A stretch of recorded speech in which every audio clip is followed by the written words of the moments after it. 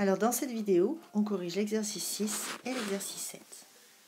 L'exercice 6, on nous demande est-ce qu'il est possible que le périmètre du triangle soit le même que le périmètre du rectangle. Alors, première chose, c'est qu'on va supposer que le rectangle a le même périmètre que le triangle. Même périmètre, ça veut dire qu'ils sont égaux.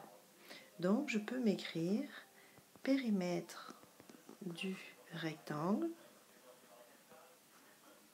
égale au périmètre du triangle.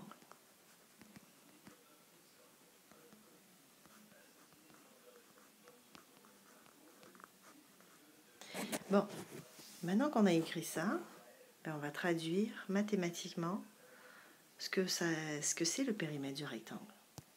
Alors, le périmètre du rectangle, on ne dira jamais assez. C'est le contour au complet du rectangle. Ça veut dire qu'il faut compter ce côté-là, ce côté-là et celui-là. Puis celui-là, là. C'est pas parce qu'il n'y a rien écrit qu'il ne faut pas le compter. C'est un rectangle, le côté opposé a la même longueur. Donc, sa longueur, c'est 10x moins 5. Puis ce côté-là, ici, il n'y a rien écrit, mais c'est la même longueur que le côté opposé. Donc, c'est x moins 1. Le périmètre du rectangle, c'est donc x moins 1 plus x moins 1 plus 10x moins 5 plus 10 fois le nombre x moins 5. Et ceci devrait être égal au périmètre du triangle. Le périmètre du triangle, c'est tout le tour. Les trois côtés sont isométriques puisque c'est la même expression algébrique. Alors, ça va nous donner 3 fois moins 2x plus 10. Puisque j'ai trois côtés qui ont la même mesure, je fais x3. Si ça ne vous tente pas d'écrire avec des parenthèses la distributivité, vous pouvez tout simplement écrire moins 2x plus 10 plus moins 2x plus 10 plus moins 2x plus 10. Au final, on arrivera au même résultat. Alors, je regarde ici mon premier membre. Est-ce que j'ai des termes semblables? Je vais les entourer, mes termes semblables. Oui, là j'ai 1x, là j'ai 10x et plus 10x aussi. Tous ces termes entourés qui sont semblables, parce qu'ils contiennent la même variable x, sont tous positifs. Je les additionne, ça me donne 22 fois le nombre x. Puis, je regarde si j'ai d'autres termes semblables. Oui, j'ai moins 1, moins 5 et moins 5. Mais ceci, je prends ma calculatrice si je ne suis pas à l'aise, et ça va me donner moins 12.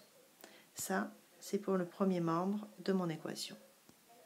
On va regarder le deuxième membre. Ici, on a 3 fois la parenthèse. Donc, le 3 va multiplier moins 2x et le 3 va multiplier 10. 3 fois moins 2x, ça fait moins 6x, plus 3 fois 10, ça fait 30. Et là, on se retrouve donc avec une équation, comme on a vu dans les exercices précédents, à résoudre. Moi, je vous suggère très fortement d'appuyer sur pause, puis de résoudre vous-même l'équation. Et d'après, d'appuyer sur lecture pour vérifier que vous avez bien la réponse. Alors, je vous montre la résolution de l'équation. Moi, je décide de mettre les x tous à gauche du signe égal. Donc, je veux éliminer moins 6x ici. Moins 6x pour l'éliminer, soit je fais moins 6x, soit je fais plus 6x. Donc, je fais plus 6x des deux côtés du signe égal. Et je vais me retrouver dans mon premier membre à avoir 28x moins 12 qui est égal à moins 6x plus 6x, ça fait 0. Donc il me reste juste 30 dans mon deuxième membre. Puis dernière étape, il faut éliminer le terme constant, c'est-à-dire ce terme-là, celui qui ne contient pas de variable. Alors, comme c'est moins 12, pour l'éliminer, je fais plus 12 des deux côtés. Il va me rester 28x qui est égal à 42.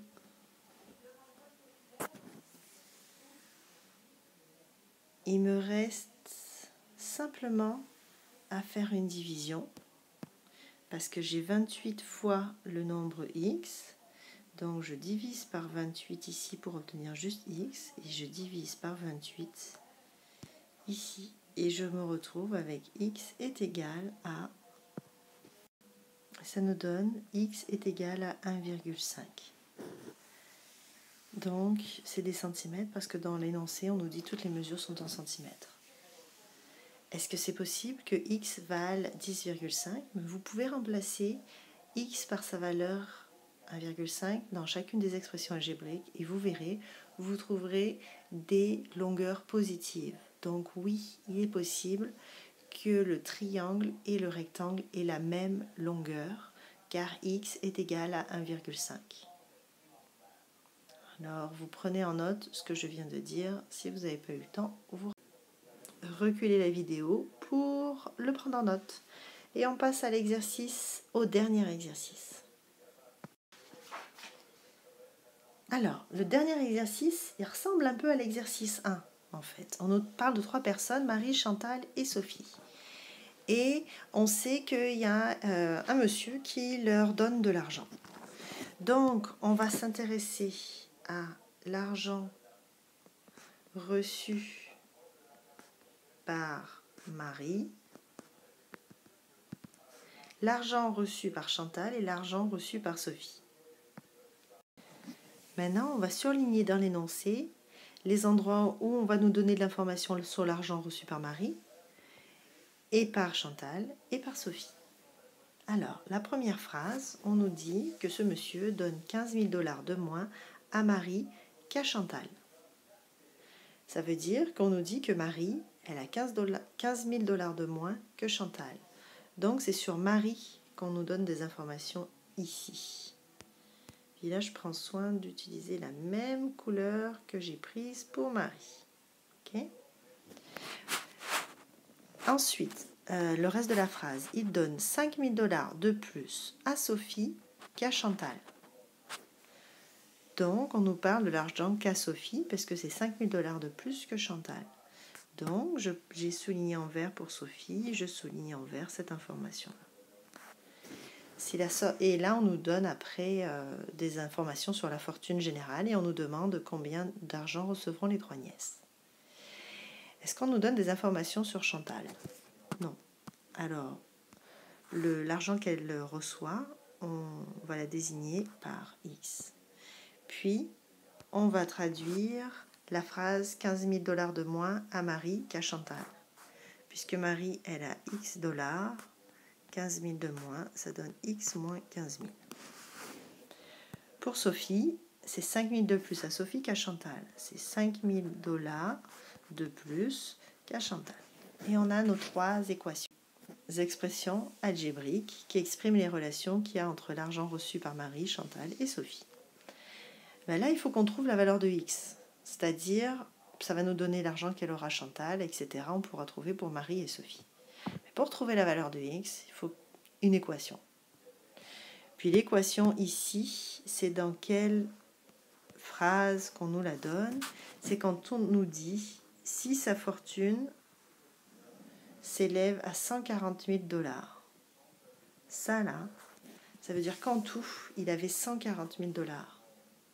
En tout, il avait 140 000 $, puis il les a partagés entre 3 personnes. Ça veut dire une partie pour Sophie, plus une partie pour Marie et une partie pour Chantal. Ça, c'est une équation plus simple à résoudre parce que, par exemple, vous pouvez utiliser les opérations inverses parce que ici, il n'y a pas de terme avec la variable et ici, il y a des termes avec la variable. Alors, d'abord, on va faire les calculs. Est-ce qu'il y a des termes semblables? Oui. 5 000 moins 15 000, ça donne moins 10 000. Puis ici, j'ai... Alors, je vais sortir ma petite flèche pour vous le montrer. Ici, j'ai plus x plus X, plus X. En dessous, ça fait combien? Oui, c'est ça, ça donne 3X. Et ici, ben, ça change, il n'y a rien qui change. Tout ça, c'est égal à 140 000 $.